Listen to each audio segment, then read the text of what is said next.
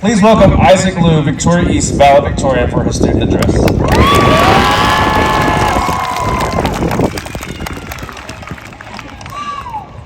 Firstly, I want to give thanks to the Victoria East High School staff that made our education possible. I also want to thank the friends I've made along the way, and I want to thank my parents for giving me an amazing upbringing. Also, since you guys kept asking me, a special shout out to the Calculus ABBC class that consisted of Mr. Reyes, Kristen, Julissa, Mason, Cohen, Grant, and Chris. And finally, another shout out to Ori. I won't forget all those nights we spent studying AP World History together. And also, hi Aaron. Now, I believe I should instill some inspiration, or at the very least, some wisdom. By no means am I wiser than my peers. After all, they are the ones who pressured me into having fun and attending school events. However, I am far from inspirational. Rather, I choose to give some important ideas about this moment in our lives. There is a well-renowned Chinese story that I found profound throughout my time in high school, and I hope everyone here will gain something from it as well. The story talks about a famous Chinese poet named Su Shi and his visit to a red cliff with some friends. Here, they drank and floated on a boat in the Yangtze River. To make it easier, we'll call Su Shi Tom, and the friend playing the flute, Jerry. After eating and drinking happily, they began drifting and singing a song from an older Chinese poem. Jerry, afterwards, started to play a melancholy tune from his flute because he remembers a hero named Chao Mengde, who was also once writing poetry and enjoying the river, just like them. Tom asks why the music was so somberly stirring. In response, Jerry said, "We are like mayflies wandering in this terrestrial world, or a grain of millet on a deep ocean. What a short lifespan we have, yet how endless the Yangtze River is. I wish we could travel with flying immortals in heaven, or hold the bright moon in my arms through eternity. I know this is something not easily obtainable, and therefore I can only leave the melancholy music to the desolate autumn wind." Tom, disagreeing with his friend's philosophy, said, "Do you happen to know the nature of water or the wind? Water is always on the run like this, but never lost in its course. The moon always waxes and wanes like that, but never out of its sphere. When viewed from a changing perspective, the universe can hardly be the same even within a blink of an eye. But when looked from an unchanging perspective, everything can serve itself, and so do we. Therefore, what's in them to be admired? Besides, in this universe, everything has its rightful owner.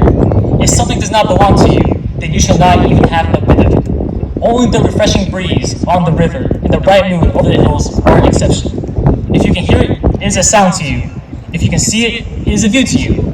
It never ends and is never exhausted. It is the infinite treasure granted to us by our Creator for both of us to enjoy." His friends were gladdened by his words and smiled, and they had their cups rinsed and refilled. Soon, all the dishes and fruits were gone. With plates and cups left scattered all over, they leaned against each other and fell asleep right in the boat, unaware that it was dawning in the east. Like our graduation, this story represents change. Our bonds come from nothing, and then they take form. Some will last for a while, and some will break and disappear. It is natural for us to forget and to remember. My mentor at Edward Jones always says something similar to this. We have friends for a reason, friends for a season, and friends for a lifetime. We cannot own one another's friendships, and therefore we sometimes will not have it continuing forward. In our garden, we have countless trees planted. Sometimes the people we meet plant their seeds, but this does not always entail the sprouting of said seed.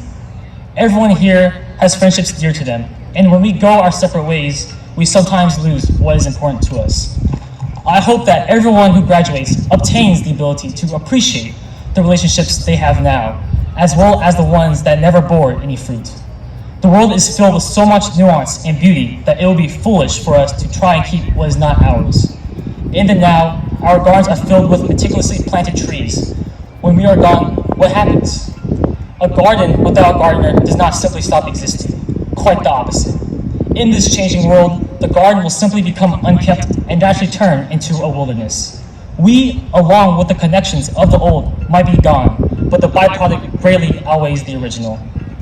I also find people always congratulating those who stand at the top of their classes, getting reassurances and complimenting them. Sometimes we become saddened by such words. And then there are those who always point towards others and tell their kids to be like them, or ask them why they cannot be successful like others. However, many times, succeeding academically in high school does not always mean an easier path to success. Sometimes it only compels us to keep going down the wrong road. I hope everyone here is choosing the right way forward that will make them happy, and one where they can find purpose in all that they do. Again, I sincerely thank the graduating class of 2022 and the staff at East for giving me a high school experience. You guys made me go to prom, albeit I was there for about half an hour, and tried to make me experience normal high school activities that I shook off as unnecessary. Because of this, I have more memories to look back on. Maybe our paths will cross outside of Victoria, or maybe we will grow old and slowly forget each other. But no matter what, we should be thankful for the people we know, the people we once knew, and those we never got the chance to meet. Thank you, Time Pride.